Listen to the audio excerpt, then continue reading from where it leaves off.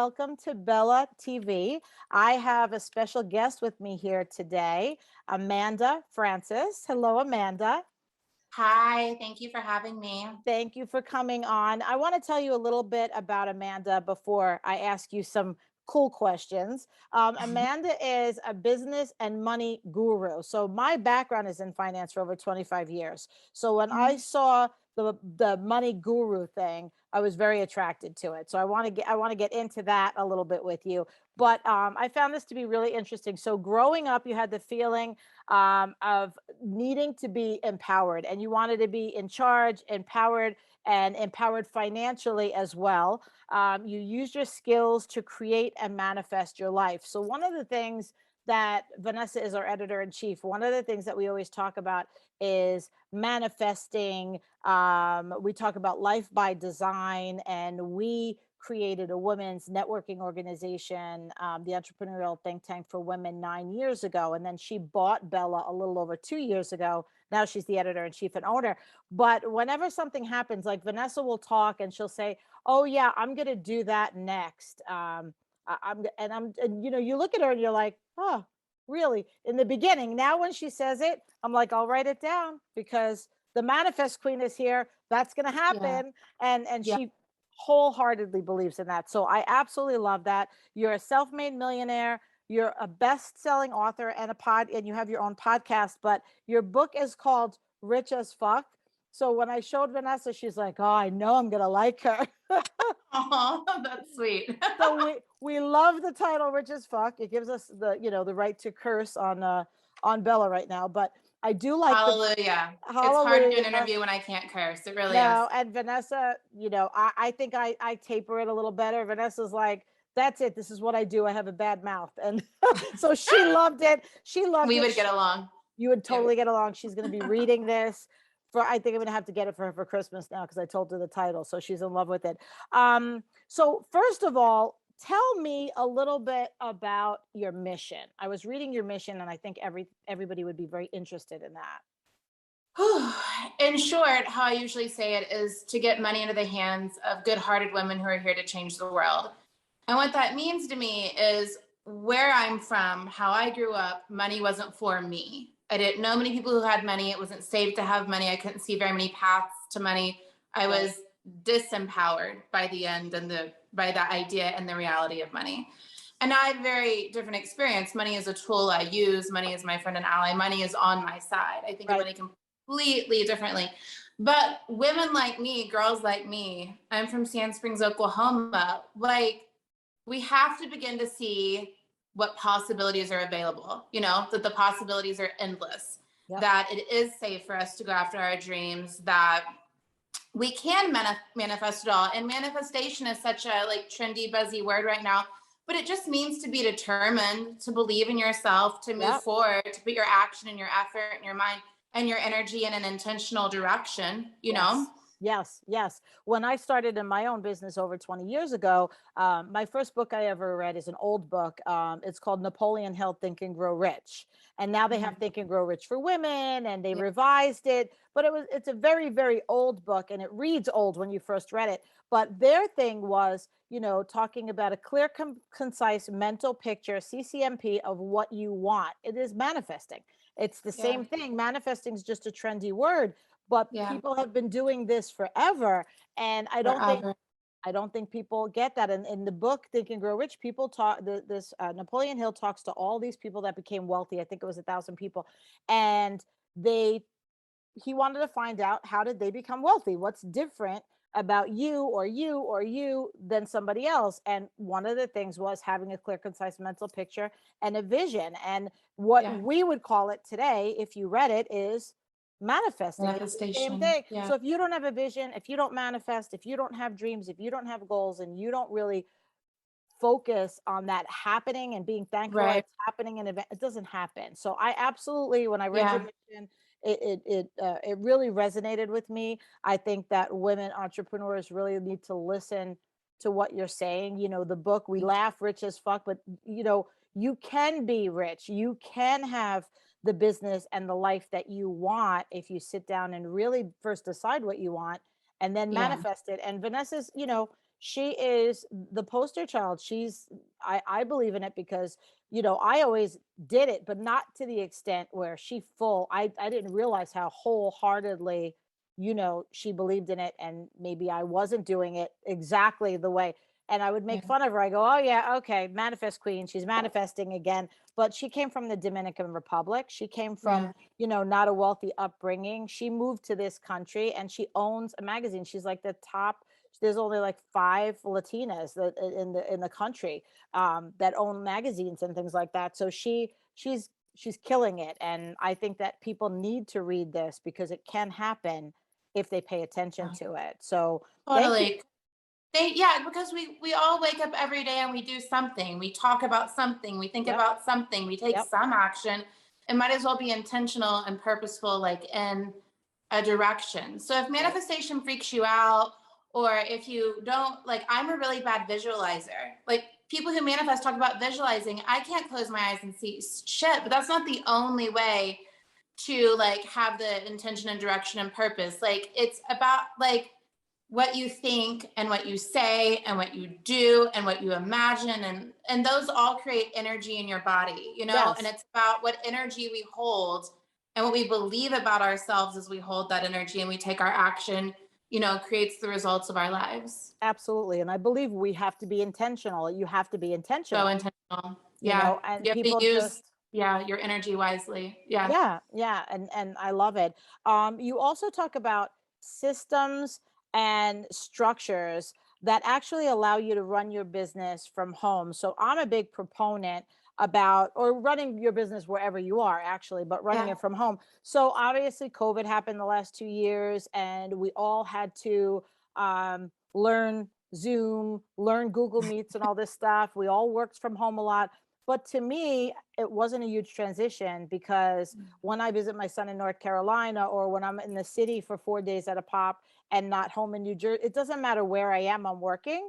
Yeah. And it's never like, oh my God, how am I going to work here? Oh, I have to, it's just wherever I am. I open my laptop, I have my little bag and I work wherever I go. I just have to put that, mindset on. I'm going to work for this many Yeah. hours and I have to have my schedule and I Right. work anywhere. So what does that mean to you? How do you teach people the structures and the systems that allow them to do that? Well, it means a lot of different things for a lot of different people based on what they do. But for me, I remember I was starting my business a decade ago and I started out as a life coach. So I was a therapist and I wanted to work for myself and I wanted to be able to work internationally because therapists are typically licensed by state. And I was like, I'm going to start a life coaching business. I was working with women all over the world and I was like, this is a vibe. I went to visit my friend in Bali and I was in a PhD program at the time. And I remember just like scheduling that session in Bali, like where it was night for me and morning on the other side of the world. And I was like, I can make this work. I can do this anywhere. Like I had a blog at the time. This was before Instagram. Right. So it was like my blog and my sessions. And I only had one assistant then, but she was a virtual assistant. And as I grew my team, none of us live in the same place. We've been remote this whole time. So the pandemic didn't change a lot for us as far as how we worked with each other. It Right. changed other things, like we offered some different interesting things to help people like through the pandemic, but no, yeah, it's how we always done it. And I remember thinking to myself, I got an office for a short time in Dallas, like maybe 8 years ago, where I lived at the time. And I got this office, and I was using it kind of, and using it sometimes. And every time I went to the office, I was less efficient. I Yep. talked more. I wasted more Yep. time. I got done.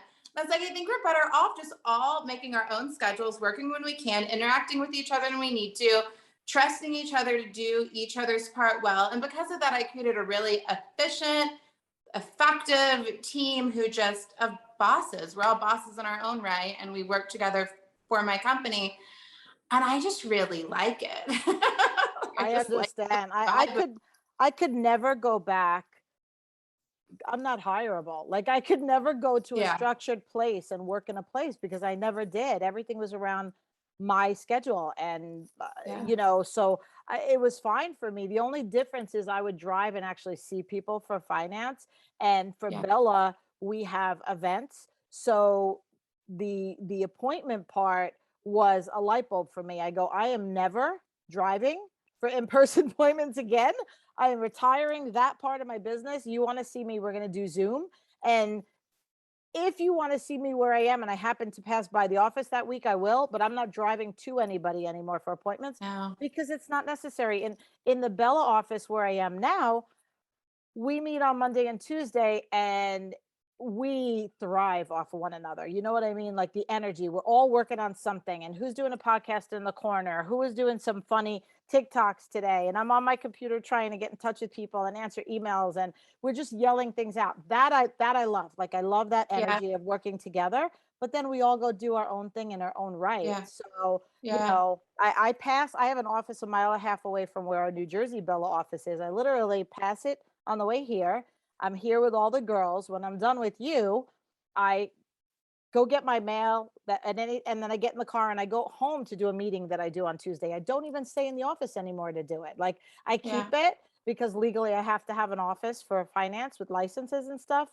I'm Mhm. never there. I'm like you. I do not get motivated when I'm Yeah. there. Totally. And it's really served me in different phases of life. Like after that time I talked to you about when I was still in school and I visited Bali and I was able to do my sessions and all of that. Way later, I went fully nomadic. I like moved to Bali. I Yeah, traveled the world. I lived on these places and I just kept running and growing my company. And then by that point, it wasn't so much coaching, like my online educations had right, really developed. So I was like more teaching and training online like this live. I could do right. it anywhere in the world. And I don't know, now it's different. Now I'm really settled in LA and like you can see like a view of LA right there. Like I'm really settled and I have stepchildren, but it's still the same thing. It's still me structuring stuff around the kids and around our life. Right. Like I just can't imagine, you Right. know? I, Right. I can't imagine. No one's gonna pay me what I pay me. No one's gonna let me work these crazy hours. I would totally be fired in 5 minutes. It I wouldn't work. know. I really run my own show, but I love running my own show. You know, it works for me. My thing's been be your own boss for 25 years. And luckily I was able to do it like you because you just have to follow your heart. And Yeah. what we teach people in our group and what Vanessa lives by with the entrepreneurs we work with Bella is, really all about you could do anything that you want to do. You could Yeah. they should find mentors. They should do programs like yours. They should read books Yeah. like yours. I believe I think that people don't do that enough. They don't plug in Yeah. to find a mentor. They don't plug in to find the right coach or the right classes. Mhm. And that's why they flounder. But I think when they finally have that come to Jesus moment and they think about it and like a crossroads and then they do it, I find that obviously they're much more successful. I just think that, 100. what you're doing, it's much needed. So how long are you, so your book you just wrote, correct? Your book is new? Hold on. I want to say one thing about the point you're just making, and then I'll tell you Yep. about my Yep. book.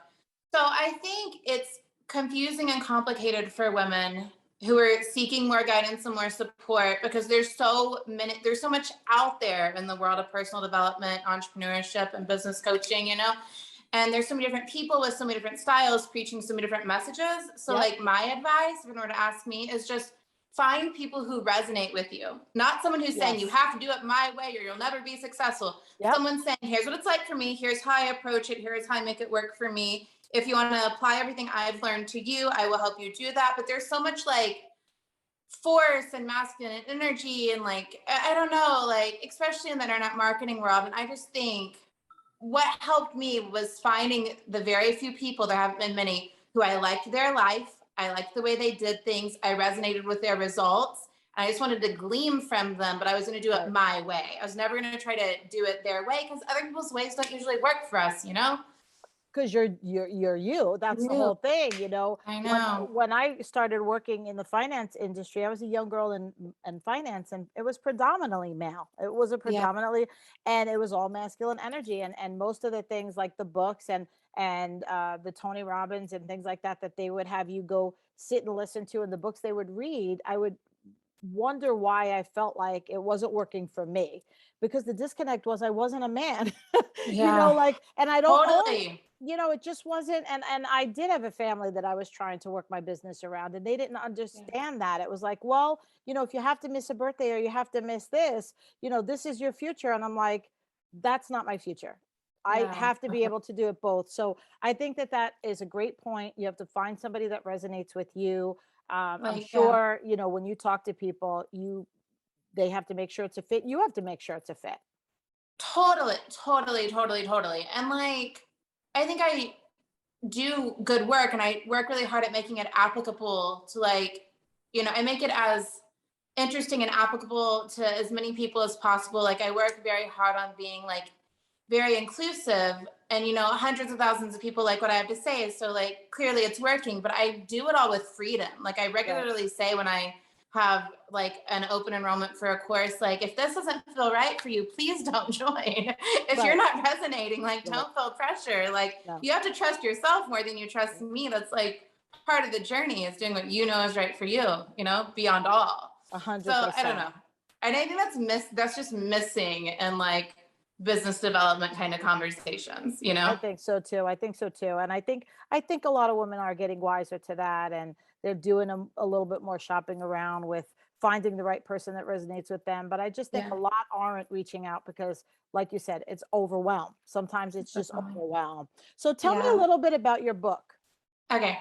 So my book is called Rich as Fuck. My name is Amanda Francis. So over the years, I've done a lot of AF things. So rich as fuck, the AF, Amanda Francis. There's kind of a play on words I do sometimes. But one reason I wanted to call it Rich as Fuck, other than the play on my name, is that it's partly my job to get people's attention, right? Like I get to be a really good coach and a really good mentor, but I have to be a good marketer. Like that Right. just has to be part of how I see the world and I see what I do.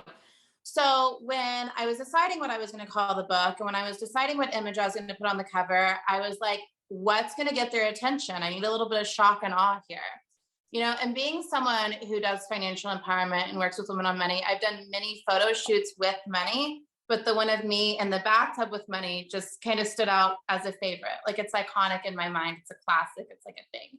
So we stuck the image of me drinking a glass of champagne and a bathtub full of $100 bills and put Rich as Fuck on the cover. But so basically it was October 2019. I was like, I'm ready to write my book. I was having conversations with some big publishing houses and I was just feeling lowballed, like really, really lowballed.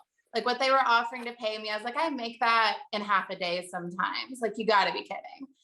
And it might have been a good offer for someone who didn't have an audience yet or didn't know Right. how to like market and advertise and like, maybe didn't know how to write or something, but it wasn't a good offer for me, Right. So I remember just being like, I got to do this my way. So what I did is I wrote one chapter every 2 weeks. And there was a group of women who are my early readers who paid, I think, like maybe $100 to be early readers. And it kept me accountable. I didn't have an editor yet, but I had people waiting for the next chapter, Oh, right? that's great. But yeah, and I I love made that. $100,000 before the book came out, which was better than what they were offering me. That's great. So my early readers read the chapters along with me.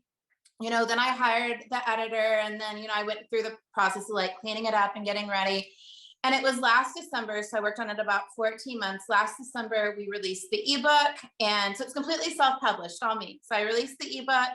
And then a month later, we released the paperback. And then about 1 month right now, I'm releasing the audiobook. I've been in the studio doing the audiobook. That's So my it's favorite.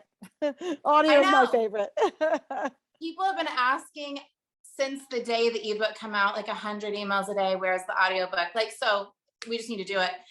But it's kind of hard to sit down with a microphone and like read without messing up. And Totally. like, Yes. and it wasn't like anything I'd ever done before. You have to learn how to like read one line while you're saying the line before. Anyway, I had to learn how to record an audiobook, which I did, and it's coming out soon. So self-publishing is a bit of a slower journey, but it's been a way more profitable journey because the monthly book sales are mine, not Right. a publisher's. Right. It's a stream of income for me. It is helping a lot of people. It's been a bestseller on Amazon over and over. And yeah, so that's the journey of the book. But as far as the content of the book, it's a financial empowerment book for women. I mean, we go through it all. Like, since my background's in therapy, I think I view money from a psychological place and an emotional place just as much as a practical place, So it's energetic and it's spiritual and it's emotional, it's psychological. How do you think of money? How do you feel about money? Do you feel worthy of money? What bad things do you think will happen to you if you get money? Will you be alienated from your family, your community, your church. We have all this stuff around money. So in my book, we like clear up our stuff around money and we just apply it to everything, you know, savings and debt and earning and spending and investing. And because I'm really self-taught and self-made, I just make it like simple, but applicable and like funny and relatable. And a few people have called it the new Think and Grow Rich, which I've never read, but I really appreciate the sentiment. It's so kind. And yeah, it's a really good book. It's like very vibrationally, like it's very high vibe and it's very potent energetically, and people really love it. Well, I like that you said it's simplistic, because especially for women, when it comes to money, I think that in my experience, they just get overwhelmed with it because it's something that they were just never taught and never paid attention to, or weren't that interested in. Yeah. So it needs It was to boring. And Women are taught money in a boring way. exactly. It doesn't hold our, yeah. Exactly. It's boring. Economics in school is boring. Learning the basics of money is boring. You know, so I've done workshops like you where I would talk about, I want to talk about the meat and potatoes of the investing and saving and getting out of debt part. But I found if I talked about the thoughts and the psychology around how we think about money, it helped a lot, and people didn't start doing that so much later. So I love everything you're saying about it. So and if we use too much force and control and discipline around money without talking about like the heart and the love and the purpose, the intention and the usefulness of money, if we make it like, you know, really like you're doing it wrong, you're messing it up. Without the desire, like we get all, like no one wants to do something they're being shamed into. Exactly. That's why so many of the like, I don't know, the people talking about money that we see on TV that are trying to scare us all the time, they just freak us out and we don't listen. It's like not the approach. Right. You shut down. You shut down. You're like, I'm not even going to deal with that. Or I'm going to let my husband deal with that. Or, you know, you tell somebody to do a budget and they're like, you want me not to spend money on those shoes? I have to not, you know, it doesn't work for women like it works for men. Totally. It doesn't. I know, and all a budget has to be in real life is just having an understanding of where different amounts of money need to go each month. That's all a budget has to be, is an awareness. Right. But we scared the shit out of ourselves with the idea of a budget, meaning we can't spend in restriction and we're doing it wrong. And it's just, it's not cool then, you know? It's not cool. It's not fun. And we hate it. So we avoid it. You're totally right. Exactly. So I hope people get your book, because I think women totally need it, and they need to definitely, if they're an entrepreneur, they need the structure. They need to be successful. I believe that they need to believe that they can make money and that they're worthy of making money. So that kind of, it just all goes together. So I love it. I would love to have you back again someday. I am definitely I would love to come back. Yep. I'm going to read the book, and I'm going to get one for Vanessa, and I will, send you our feedback. Get me your address. Get Kimberly the address. Let me sign a couple copies and send to you. Absolutely. I would appreciate that. Vanessa will love it. So before we go, thank you that you came today. We finally connected and got together. I'm really happy. How can people find you? What is the best way to find you? I am XO Amanda Francis on Instagram and Facebook and Twitter. You can search Amanda Francis on YouTube. I have a YouTube channel, and my podcast is called And She Rises, subtitle The Fuck Up. Okay, I'm listening to that later. I didn't get to your podcast yet, but I'm going to now. I'll play that for Vanessa too. I thank you very much for being with us today. We're going to definitely upload all your information too, so they could go and take a look at your links also, if you didn't write that down and you didn't get that.